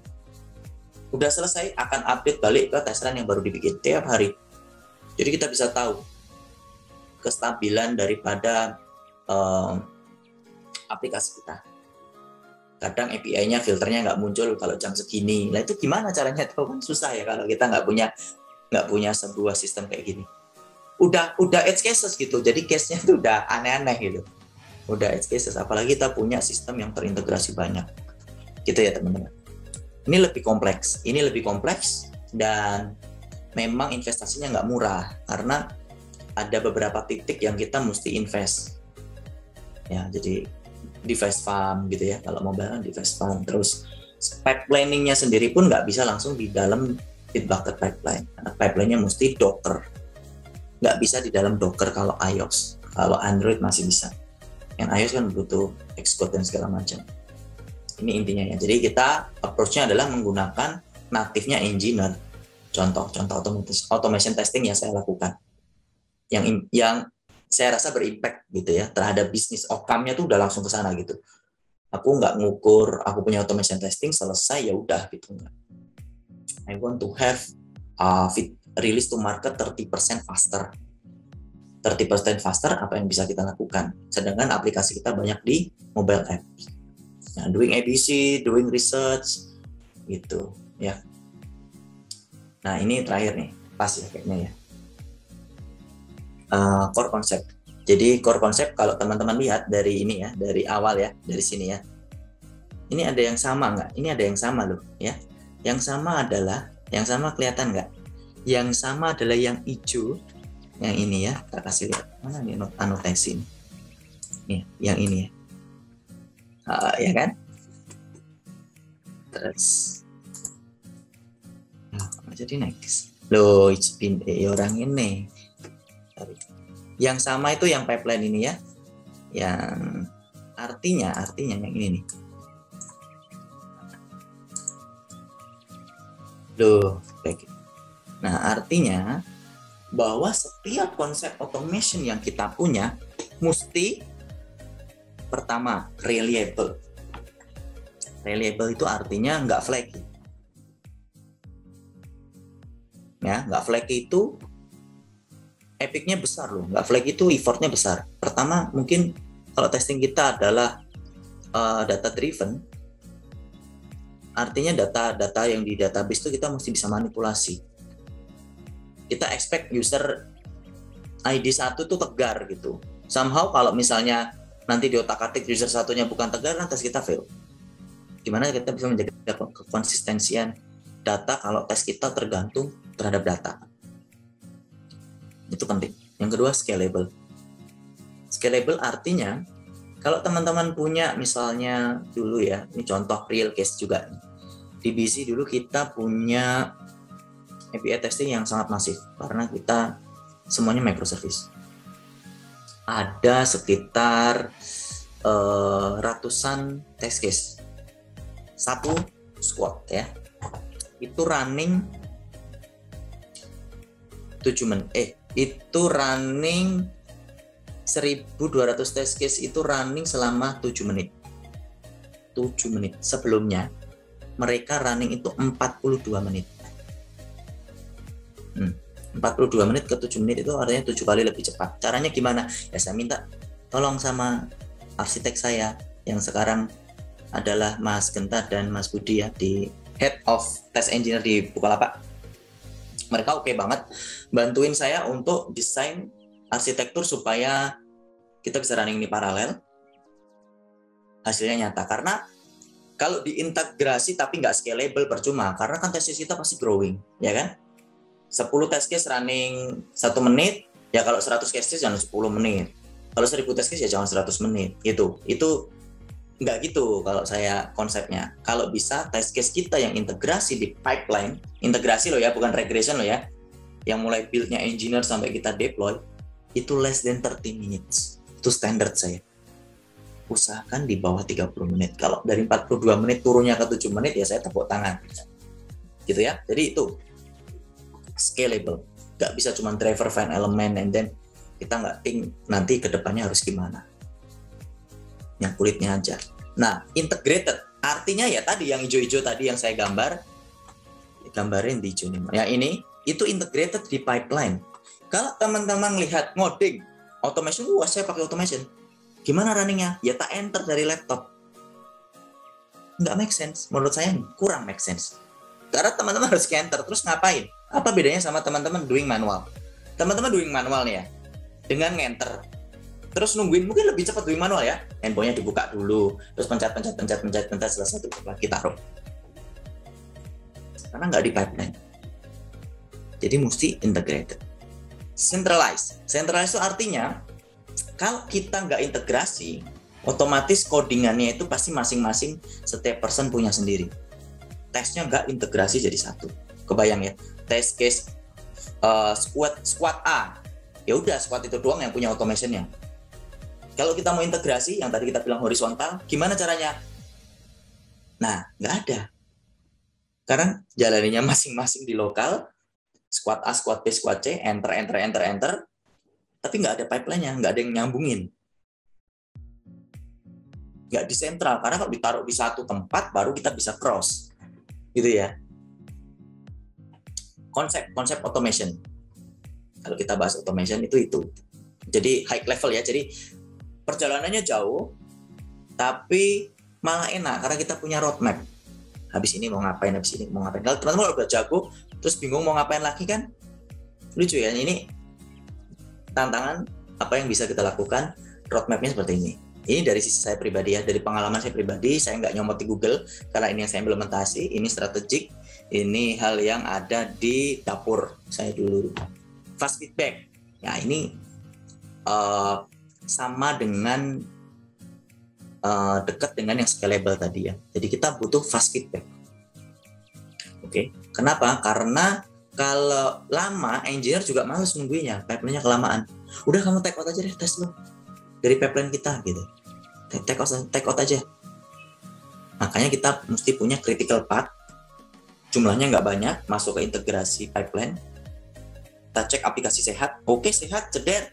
Nah, baru kalau misalnya tiap malam mau lakukan regresi yang test case teman-teman ribuan itu silakan. Tapi horizontal penting, horizontal kritikal, mesti integrated, reliable, scalable, dan centralized. Kompetensi apa? Nah, ini tadi kita ngomongin automation-nya ya. Automation fundamental automation itu ya harus integrasi, intinya itu. Harus reliable. Nggak boleh terlalu banyak slip. Mungkin 1-2 oke. Tapi kalau hampir semua line teman-teman ngoding habis driver find element slip, kepleset. Gitu ya. Nah, mungkin arahnya jauh ya. Jadi kompetensinya jadi jadi banyak gitu ya. Tadi kan kita bahasin yang pertama tentang ini, tak delete dulu ya sebentar. Anotasinya jadi clear nih. Jadi kompetensinya adalah yang pertama adalah QA fundamental. Nggak ngerti cara bikin test case, nggak ngerti cara bikin bug yang benar, report bug yang benar, nggak ngerti caranya bikin test plan, test strategy. Ya jangan jauh-jauh ke automation dulu gitu. Itu paham dulu, baru nanti kita lihat ke technical perspective. Kompeten. Jadi urutannya gitu ya, technical. Sebenarnya komunikatif dan persuasif mungkin bisa dikasih nomor setelah QA fundamental ya. Urutannya kalau mau ngurutinnya. Oke, jadi saya urutin aja berarti. Habis fundamental, ngerti caranya bikin test plan, test case, nge-reportnya gimana, terus bikin bug itu yang benar gimana. Yang kedua mesti komunikatif dan persuasif.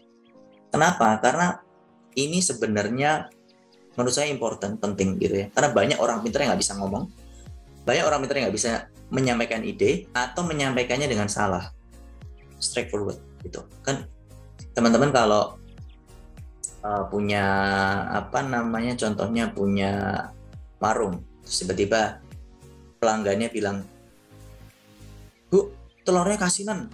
Marah dong, ya kan? Marah pasti. Terus kita marah. Ya udah. Tapi kalau kita menyampaikan dengan cara yang baik gitu, mungkin hasilnya akan berbeda gitu.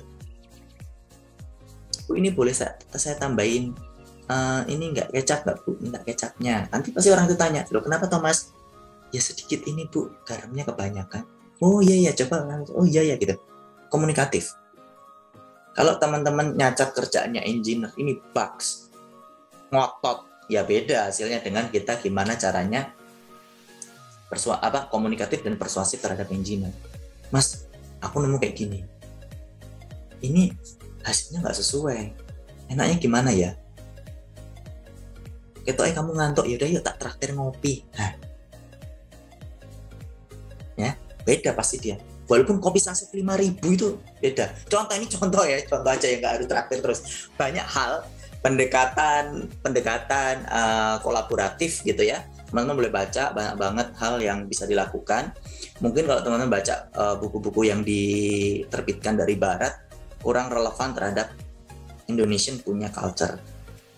Gitu ya kan, orang sana transparan enak gitu. Dibilang kasinan ya mereka sadar cicip kasinan udah gitu. Tapi kalau kita kan orang timur ya. Jadi mungkin beberapa buku di Barat nggak cocok. Ini berdasarkan pengalaman aja. Nah, kalau persuasif artinya teman-teman punya agenda supaya quality ini tuh diabsorb di tim. Contohnya misalnya tadi test case, tim produk bisa bantuin bikin, tim engineer bisa bantuin bikin kalau ada perubahan. Itu gimana caranya? Persuasif menyampaikan. Mas, kemarin kan kita ada coding kayak gini ya Mas. Aku nggak tahu Mas, test case yang untuk ngetesnya gimana ya? Ya nggak apa-apa, nggak tahu ngomong aja. Oh gini. Mas, kalau ada kayak gini, aku punya template test case-nya, kamu tinggal masukin gini, bantuin aku boleh nggak Mas? Ntar aku di ping aja. Jadi aku tahu ngetesnya nanti tak bantuin. Dia pasti beda.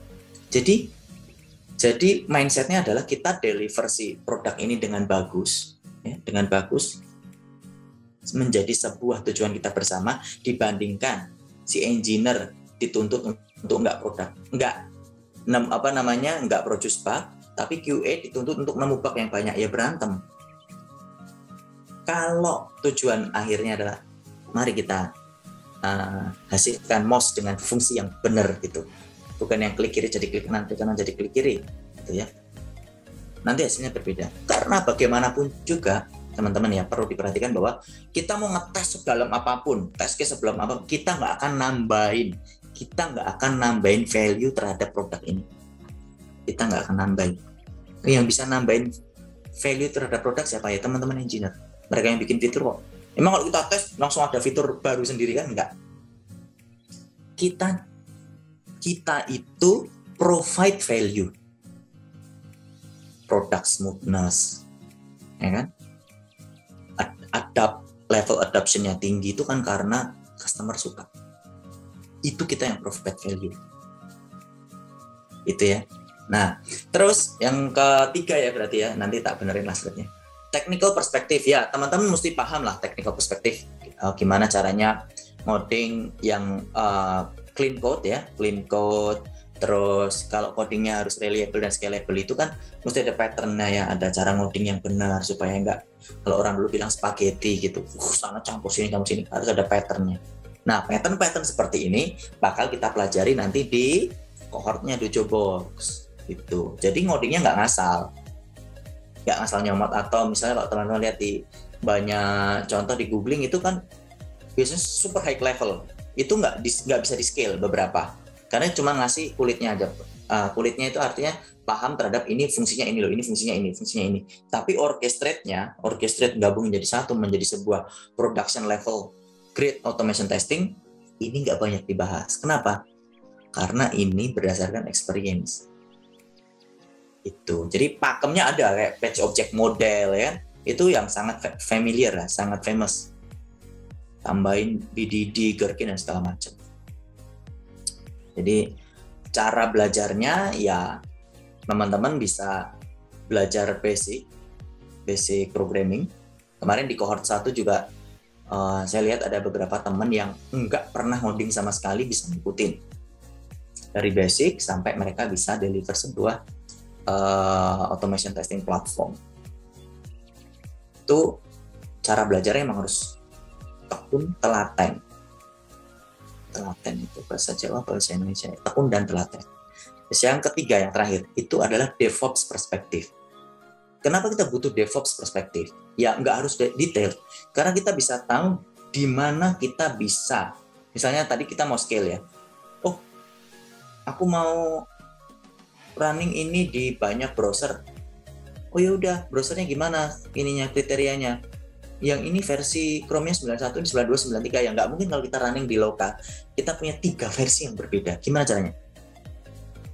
Pakai Docker misalnya, contohnya. Belajar itu. Jadi saya belajar DevOps karena memang ada tantangan-tantangan seperti itu di lapangan.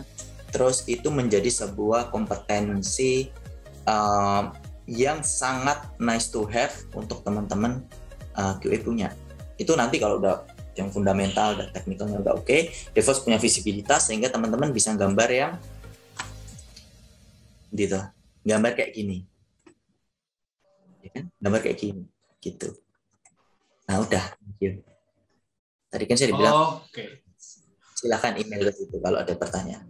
Iya, jadi closing statement-nya tadi Mas Tegar, silakan itu emailnya Mas Tegar ya teman-teman ya. Silakan di stop share ya. Ya, dicatat dulu, barangkali once kalau teman-teman nanti pengen tanya-tanya ke Mas Tegar bisa langsung ke situ. Oke, thank you Mas Tegar, nice banget. Ini materinya cukup technical, cukup technically, jadi buat teman-teman yang apa ya istilahnya, kok agak bingung sama beberapa bahasa, ya nggak apa-apa gitu. Karena bingung berarti kesempatan teman-teman belajarnya masih gede gitu. Karena belajarnya masih gede, kesempatannya, tempatnya juga masih gede. Gabung aja Dojo Box, minggu depan kita kelas dimulai. Oke, Mas Tegar, kita akan ke Q&A. Silakan teman-teman kalau ada yang mau bertanya, teman-teman bisa langsung ke Telegram. Ya, ada yang share screen Telegram ya. Ini ada yang lagi typing, kita tunggu dulu. Ya. Jadi tadi Mas Tegar ya, sebelum kita ke bikin otomasi yang ribet-ribet, bikin pipeline yang ribet-ribet, kita harus tahu basicnya dulu. Test case itu ada hal yang paling basic banget. Jadi ya, kalau teman-teman nggak punya test case terus bikin otomasi itu namanya lompat banget berarti Mas ya. Ya, tangga ya. Mas, aku mau bikin otomasi, ada test case-nya nggak ada. Gimana terus kalau kayak gitu Mas? Jadi saya kasihnya high level yang end to end yang pernah saya roll out, kebayangnya gitu. Jadi teman-teman kalau mau roadmap ya tinggal cocokin dengan teman-teman punya culture di perusahaan masing-masing. Nggak harus kayak gitu, itu mungkin terlalu komprehensif gitu ya. Aku ngomongnya teknikal, kenapa? Karena kita bahas automation testing. Kalau saya ngomong automation testing, saya ngomongnya terlalu high level, nanti dikira ngapusi. Ngapusi itu apa Mas? Bohong. Oke Mas, kita akan baca beberapa pertanyaan masuk di Telegram. Ini mungkin Mas Tegar juga bisa baca juga di share screen yang ada di share sama tim. Yang per satu-satu ya, kita urutin dari atas saja.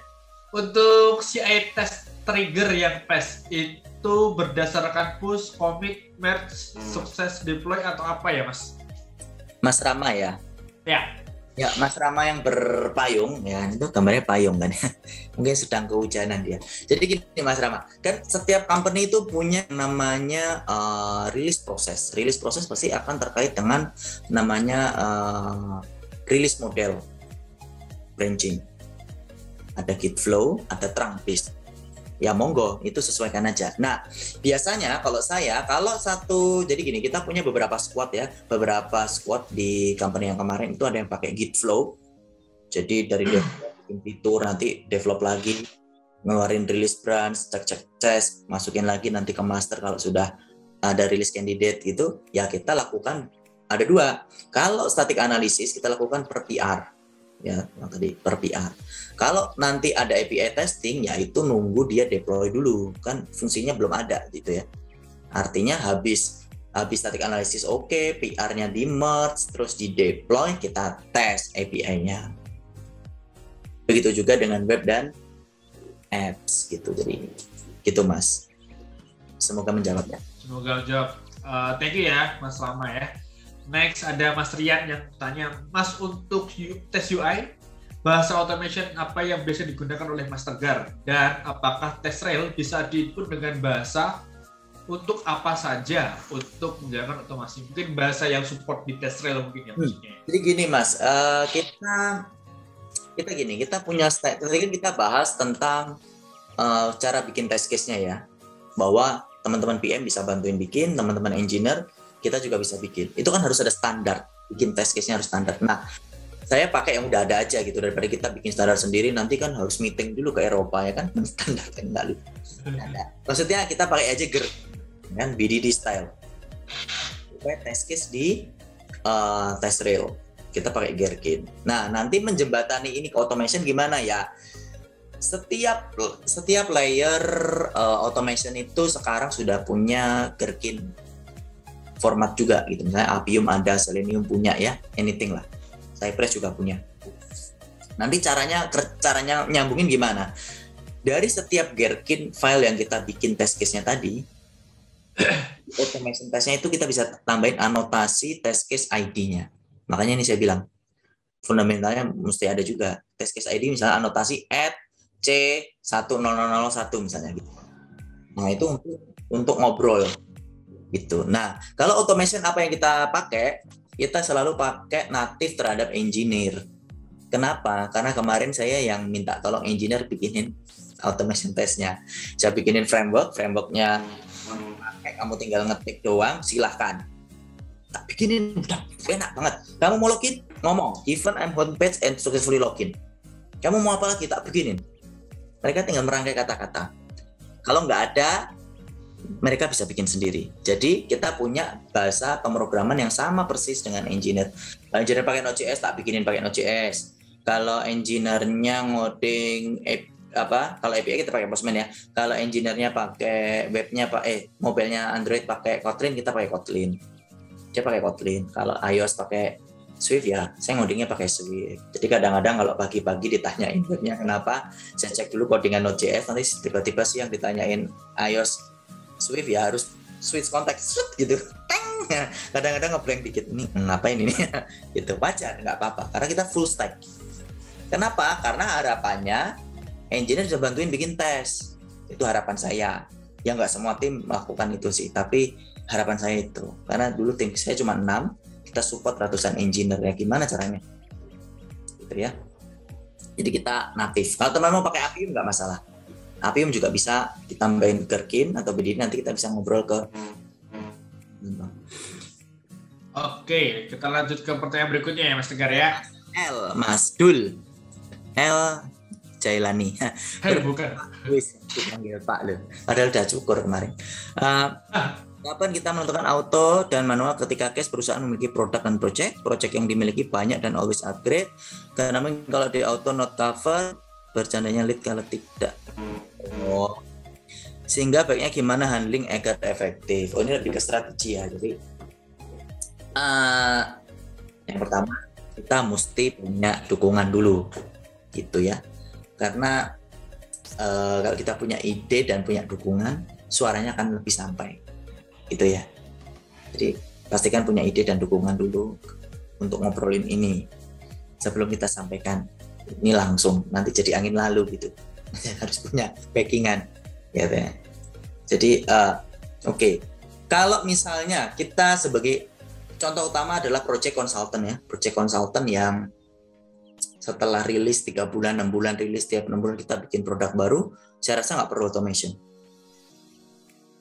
Habis rilis jual, selesai jual ya udah gitu, kasih aja. Manual is enough. Saya dulu juga bantuin manual. Saya masih bisa manual loh, jago loh. Woi, jangan salah. Jago ngapusi. Nah, terus project yang dimiliki banyak dan always update. Nah, kalau ini ya pasti harus dipikirkan prioritas ya. Artinya begini, kalau teman-teman melakukan produknya banyak, always upgrade, task repetitifnya nggak di automation. Kalau company mau spend investment di tim nambah orang lagi ya nggak apa-apa. Kan teman-teman tuh kan punya velocity tiap bulan. Kalau teman-teman ngomong ini bawa data ya, bawa data. Contohnya misalnya gini, yang paling gampang sekarang kita pakai Jira board. Ya, ini other project management juga pasti punya ya. Dari Jira board itu setiap teman-teman melakukan sprint release, itu datanya di capture aja. Ada, reportnya tinggal diklik doang. Jadi misalnya board ini terus teman-teman klik report, pilih misalnya tadi Scrum. Maunya burn down. Kalau burn down kan gini, kalau chartnya up itu ya gini gitu. Itu aggregate reportnya, ambil. Jadi teman-teman punya tahu kapasitas saya bekerja Pak dari jam 9 sampai jam 6 pagi, velocity saya sekian. Right? Kita punya fitur sekian. Artinya kalau fitur sekian butuh velocity sekian, sebulan saya bisa segini, ini yang saya mampu. Bawa data. Kalau kita cuma ngomong nggak kuat Pak, saya nggak kuat, jadi nggak bisa. Bawa data driven, nanti kita sampaikan terhadap data. Pasti excellent banget. Saya soalnya pernah, ada nyuruh engineer saya, nggak tidur 3 hari. Potensial revenue 1 juta. Akhir tahun. Nanti Kak, saya cek Januari ya. Januari, potensial revenue 1 juta, 100.000 aja nggak ada kok. Saya stuck. Nah, contohnya gitu, ya nggak marah-marah, cuma ngomong, jadi gimana nih kemarin engineer saya nggak tidur 3 hari loh, ternyata nggak nyampe 100.000, besok kita bahas lebih detail ya. Bring data, jadi caranya 3, bawa data, sampaikan ide dengan support dan dukungan dari lead-nya, oke? Itu caranya. Permisi, panggil Pak lah. Saya nggak akan jawab Pak, habis ini dipanggil Pak, harusnya Om. Saya mau bertanya, saya fresh graduate yang ingin dari SKE, namun kebanyakan perusahaan membutuhkan SKE minimal 1-2. Bagaimana seorang fresh graduate seperti saya dapat mendapatkan kesempatan? Entah itu harus mulai dari mana atau yang perlu dipelajari apa? Begitu Pak, saya ada contoh yang sangat bagus. Saya punya teman ya, orangnya dari sini nggak? Dia dulu mentor, ya. Jadi teman saya ini intern di suatu company. Jadi teman-teman kalau mau dapat intern itu bisa sebagai experience terhadap portfolio. Terlepas nanti di sananya doing apa, tapi teman-teman intern itu sangat penting ya. Walaupun sekarang ada yang kemarin ada isu dibayar 100.000 terus dipinati itu ya dari sebuah startup, tapi ya intern adalah cara yang tepat untuk nge-boost portfolio teman-teman. Minimal 1-2 tahun. Intern itu bisa sampai 1 tahun. Intern bisa jadi portfolio. Yang kedua, teman-teman semisal ikut kayak Dojo Box gini ya. Karena dia paket komplit. Saya nggak nyaranin cuma Dojo Box. Kalau habis ikut Dojo Box mau ikut yang lain, ya boleh-boleh aja gitu. Ya, boleh-boleh aja gitu. Mau ikut apa? Nggak tahu. Nah, misalnya contohnya ya, itu boleh-boleh aja. Karena dari situ teman-teman tuh gini, kalau mau ngikut bootcamp atau mau belajar SQA dan segala macam, perhatikan, yang sangat perlu diperhatikan adalah materinya adalah yang disampaikan adalah real case di industri, bukan teori. Oke, pasti beda. Teman-teman akan lebih cepat adaptasi, absorb ilmunya kalau ini real case di industri. Oke? Jadi 1-2 tahun, no worries. intern dulu. Kan ini fresh grade kan? Nggak apa-apa intern dulu. Saya dulu ya intern no. Saya juga intern dulu. Kerjanya ngapain? Fotokopi. Karena fotokopi penting. Waktu itu nggak ada. Kata aku intern tuh 2006. Kalian udah lahir belum? Udah lahir ya. 2006 saya udah internship. Malah sebelum itu 2006 aku udah lulus kok. 2005 4 ya. Ya, jadi internship penting. Terus belajar. Zaman dulu nggak ada yang namanya bootcamp dan segala macam. Teman-teman mau belajar sama yang expert langsung boleh, teman-teman. Anything, belajar itu sekarang. Jadi gini, sekarang itu semua orang pinter, nggak ada yang nggak pinter. Yang bikin beda adalah teman-teman kerja keras. Itu yang bikin beda. Semua orang pinter. Googling, Stack Overflow bisa. Box smart, kemarin orang bilang box smart, not work hard. Saya nggak setuju. Saya suka yang work smart dan work hard. Kalau cuma work smart doang udah kalah sama work hard sekarang. Yang weekendnya masih mau belajar itu work hard ini, ya kan? Work smartnya udah ini, weekday udah teman-teman belajar ya. Weekend masih mau, nah itu berarti work hard. Gitu ya Mas Ilham ya. Oke. Nah ini saya dipanggil Mas Tegar. Oke, saya jawab soalnya Mas Tegar. Mas, saya di kantornya scripting untuk kebutuhan regresi berpatok test case yang sudah dibuat teman. Saya tanyakan apakah tes yang dibuat oleh engineer itu harus sama atau kita sebagai engineer membuat test case sendiri. Nah, Mas Rivaldi tadi kan sudah dibahas. Kalau kita punya standar cara bikin test case, ya, dengan Gherkin, contohnya ya itu pasti standar. Semuanya bisa ngobrol bareng. 3 orang itu PM, 3 tim PM, engineer sama QE gitu. Yang nggak harus engineer yang bikinin. Misalnya sudah berubah cara ngetesnya. Sebelumnya sinkronus, terus jadi PubSub. Pakai Kafka atau apa gitu ya, pokoknya berubah, technical berubah, cara ngetes berubah. Kalau engineer mau bikin test case silahkan, tapi kalau engineer nggak ada waktu untuk itu ya kita bisa bikinin dengan perspektif yang dia technical perspektif tadi. Ya kan? Sekarang berapa orang dari teman-teman yang sering bikin test case ada technical perspektif, saya tanya, yang sampai nanya ke engineer? Kan jarang. Ini kesempatan untuk belajar memahami apa yang dibikin sama engineer. Iya. Geser lagi gitu ya Mas Bagi ya. Thank you Mas Tegar. Kayaknya waktunya udah habis Mas Tegar. Jadi pertanyaan lainnya disimpan dulu aja. Tadi last question tadi ternyata Mas, untuk waktunya udah habis. Oke Mas, 5 detik. Oke, silakan. Mohon izin melakukan unit testing QA engineer atau developer? Developer Mas. Developer. Oke, itu last question ya. Terima kasih buat teman-teman yang lain. Nanti yang belum terjawab, nanti akan dibantu dijawab di grup aja. Mudah-mudahan nanti Mas Tegar masih bisa keep in touch sama teman-teman di grup Telegram juga, atau nanti bisa dibantu sama tim akademi yang lain untuk bisa pertanyaan dari teman-teman. Thank you buat semuanya, dan oke, the last Mas closing statement plus silakan pilih satu pertanyaan terbaik untuk dapat voucher dari Dojo Box Mas. Silakan. Lali tadi pertanyaannya di-share dulu.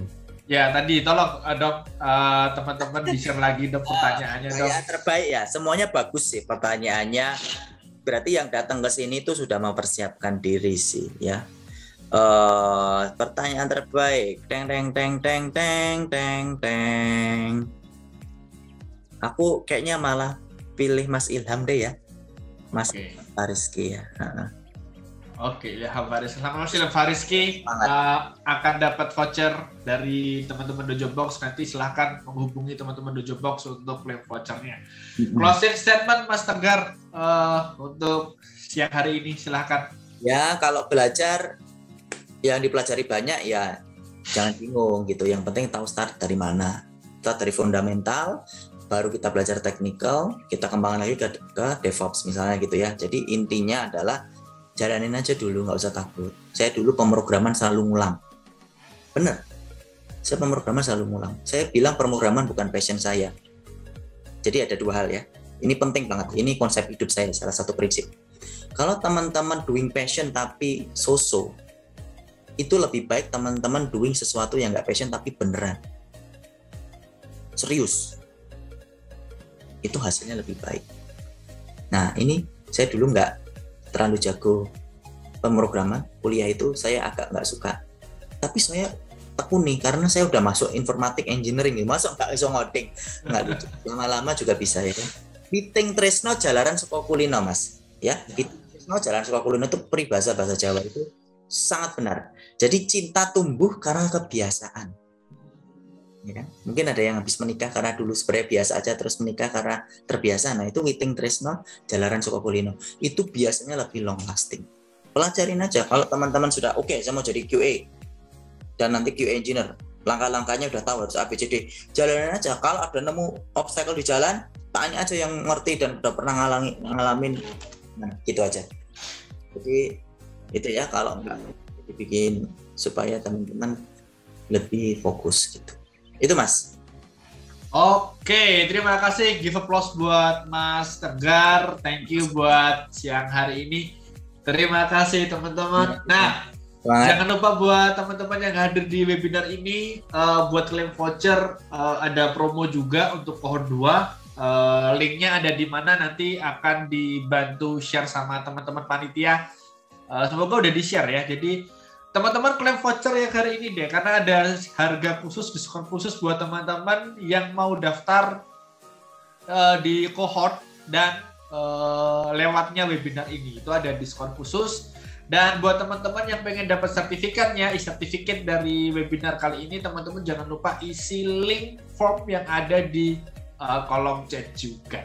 Itu informasi terakhir dari saya. The last, saya mau mengucapkan terima kasih buat Mas Tegar yang sudah mau jadi narasumber di siang hari ini. Thank you banget Mas Tegar. Jadwalnya padat tapi masih disempet-sempetin buat Dojo Box. Thank you banget Mas Tegar. Thank you juga buat Mas Indra yang sudah menginisiat acara di siang hari ini. Thank you Mas Indra dan tim sudah membantu teman-teman buat belajar banyak hari ini. Dan saya juga berterima kasih kepada semua partisipan yang hari ini hadir. Kalian luar biasa, satu-satu belajar loh. Orang lain pada jalan-jalan ke mall apa gitu, kalian belajar luar biasa. Respect buat kalian semua. Dan terakhir saya meminta maaf kalau misalkan selama membawakan acara di siang hari ini saya ada kurangnya, ada salah-salahnya, saya mohon maaf. Semoga hari ini bermanfaat buat kita semua, berkah barokah buat kita semua. Jangan lupa teman-teman tetap jaga kesehatan, kalau keluar-keluar tetap prokes, dan don't stop learning ya, karena kunci keberhasilan bukan passion, kunci keberhasilan bukan talent, tapi kunci keberhasilan adalah ketekunan dan tidak mengenal lelah. Saya Andika Wicaksono, jangan lupa jadi digital bersama Dojo Box. Wassalamualaikum warahmatullahi wabarakatuh. Bye bye.